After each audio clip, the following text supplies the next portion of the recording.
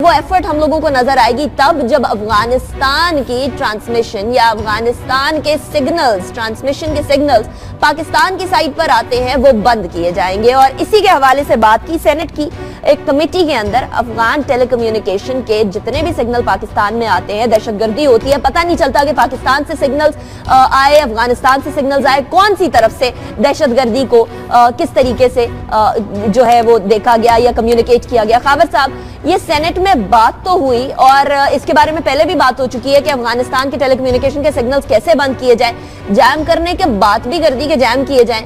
अब आगे इंप्लीमेंटेशन कितनी होगी, ये पहले भी बात हो चुकी है एक दफा। अनिका, ये बहुत ही एक टेक्निकल इशू है और ये पीटीए इस पे बहरहाल एक चीज़ का इजहार करता रहा है ऑफ द रिकॉर्ड और ऑन द रिकॉर्ड कि ये सिग्नल्स को जैम करना ये बहुत ही एक ना टीडियस किस्म का काम है। अगर वहाँ पे सिग्नल्स आप जैम करते हैं तो वो सिग्नल सिर्फ अक्रॉस द बॉर्डर जो वहाँ से आने वाले नहीं होंगे, फिर आपकी अपनी साइड पे जो आपकी सेलुलर कंपनीज हैं वो उस पे भी उसका इम्पैक्ट आएगा। हाँ, इशू ये है कि आपको एक सर्टन वो फिर आपको डिमार्केट करना पड़ेगा कि किस हद तक आपको करने हैं। पाकिस्तान की साइड पे आपका कितना एरिया है जहाँ पे वो वहाँ पे सेलुलर कंपनीज अपना ऑपरेशन नहीं रन कर सकेंगी। सर्टन इशू है और इसको देखा जाना चाहिए। मेरे नजदीक इशू इससे बड़ा है। इशू ये है आपकी बॉर्डर मैनेजमेंट का, आपकी बॉर्डर फेंसिंग का। पाकिस्तान शुरू से ये बात करता आ रहा है कि हम इसकी बॉर्डर फेंसिंग करें। अफगानिस्तान की तरफ से जब पाकिस्तान ये इशू हाईलाइट करता है वो बॉर्डर फेंसिंग पे आते नहीं है।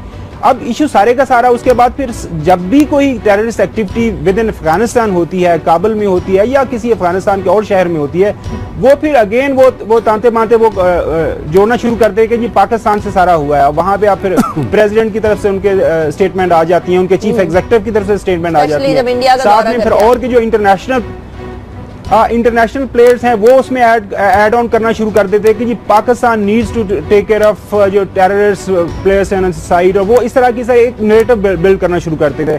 जब पाकिस्तान बारहा ये चीज हाईलाइट कर चुका है और एक कह चुका है कि जी लेट्स सिट टुगेदर और ये बॉर्डर मैनेजमेंट करें, बॉर्डर फेंसिंग प्रॉपर करें। जब बॉर्डर फेंसिंग हो जाएगी तो फिर जो एक क्रॉस द बॉर्डर वो इजीली जो मूवमेंट है टू एंड फ्रो, वहां पे ब्रिगेड साहब ने तो वहां पे सर्व भी किया, सारे एरियाज को देखा हुआ बड़ी अच्छी तरह। वहां पे तो लोग ऐसे एरियाज हैं, पोरस बॉर्डर है, लोग आते जाते हैं आराम से, सुबह उधर रात इधर स्मगलिंग हो रही है और बाकी जो टेररिस्ट एक्टिविटी में भी वो जो पोरस बॉर्डर है वो मेन रोल अदा करता है। हाँ, पीटीआई को एक रोल अदा करना है वो, क्योंकि जितने भी आप हमारे यहाँ जितने भी मेन टेररिस्ट एक्ट हुए हैं उसमें वो सिम्स, अफगान बेस्ड सिम्स इस्तेमाल हुई हैं और वहां से इनको ऑपरेट किया गया है।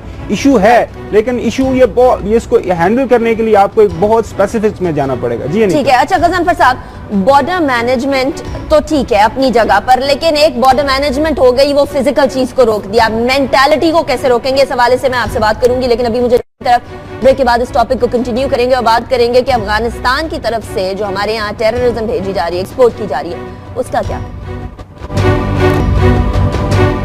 Welcome back after break. Break पे जाने से पहले बॉर्डर मैनेजमेंट की बात हो रही थी। गजनफर साहब, बॉर्डर मैनेजमेंट हो जाती है बिल्कुल दुरुस्त, इसके बारे में बातचीत भी हो रही है, अफगानिस्तान की तरफ से रिटेलिएशन भी आ रही है, वो भी बिल्कुल दुरुस्त, लेकिन बॉर्डर मैनेजमेंट से फिजिकल स्टॉपेज हो जाएगी नो डाउट, लेकिन एक माइंडसेट जिसकी वजह से सिग्नल्स बंद करने की बात की जा रही है कि सिग्नल्स बंद किए जाएं, जो माइंडसेट यहाँ भी कुछ लोगों का है वहां भी है, आपस की कम्युनिकेशन जो है सबसे बड़ा मसला क्रिएट करी है, वो भी तो इम्पोर्टेंट है। बात यह है कि आप पाकिस्तान और अफगानिस्तान के दरमियान 16 फुट की दीवार भी खड़ी कर लेना तो जो अफगानिस्तान के अंदर जो पावर चपकलिश है और जो अफगानिस्तान के अंदर जो इंडिया के थ्रू पैसे खा के पाकिस्तान के खिलाफ करने वाली बात है, खास तौर पे ये अब्दुल्ला और बाकी नॉर्दर्न अलायंस जैसे लोग हैं, ये कभी ख़त्म नहीं हो सकती, because they are living on खैरात ऑफ इंडिया।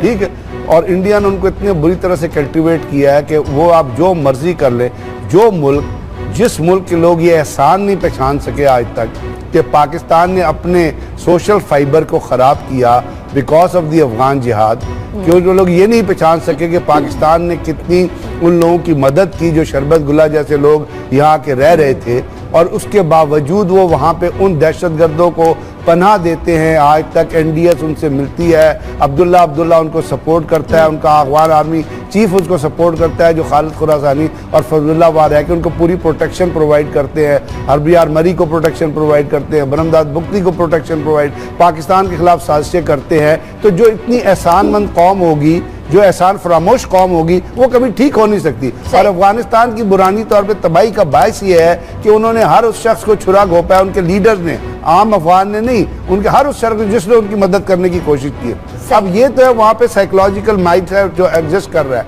पर जो पावर वहाँ पे ऊपर, और वहाँ पे आपने देखा है कि अफगान आर्मी के अंदर भी आप डिजर्शन रोल देख लें, वहाँ पे प्रोजेक्ट्स देख लें किस तरह चले हैं। करजई का भाई क्यों कत्ल हुआ था? इसलिए हुआ था कि वो बहुत बड़ा ड्रग स्मगलर था।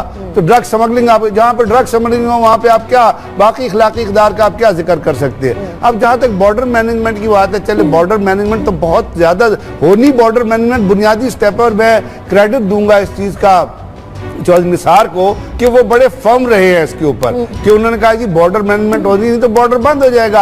आप बॉर्डर मैनेजमेंट करेंगे, तोरखम पे करेंगे, आप चमन पे करेंगे, अंगूर अड्डा पे करेंगे। लेकिन जो पाकिस्तान अफगानिस्तान के दरमियान जो बॉर्डर है, वो जिस तरह पोरस बॉर्डर मौजूद है, और उसकी जो डिफाइल्स, उसकी जो कॉन्फ़िगरेशन है ना, बॉर्डर कॉन्फ़िगरेशन, वो इतनी टेरेन के वाइज से और लेआउट, ज्योग्राफिकल लेआउट की वजह से इतनी डिफिकल्ट है कि वहां पे हर चीज को मैन नहीं कर सकते आप। और एक पाकिस्तान अफगानिस्तान के दरमियान बरतानिया के जमाने से एक ईजमेंट राइट भी एग्जिस्ट कर रहे थे, जिसके तहत जो है ना 12 kilometer trans frontier, six frontier लोग आ जा सकते थे। वो डिवाइडेड फैमिलीज आ रही थी। एक तो उसको रिवोक करने की जरूरत है, दूसरी बात है बॉर्डर मैनेजमेंट को इफेक्टिव करने की जरूरत है, तीसरी बात यह कि ये अफगान सिम्स का जो मसला है ना, ये एक तो दहशतगर्दी को फरोग दे रहा है, दूसरा ये भत्ताखोरी को फरोग दे रहा है। आपको पता है बहुत सारे लोगों को कॉल्स आती है कि जी आप इतने पैसे दे दें, ये कर दे वो। अब इसको रोकने के लिए तो कुछ ना कुछ PTA को प्रैक्टिकल, अगर आप उसको कहते हैं ना कि मोबाइल सर्वर्स हैं वो लगे हुए हैं या उनकी चीजें नहीं हो सकती, तो बुनियादी तौर पे जैसे अब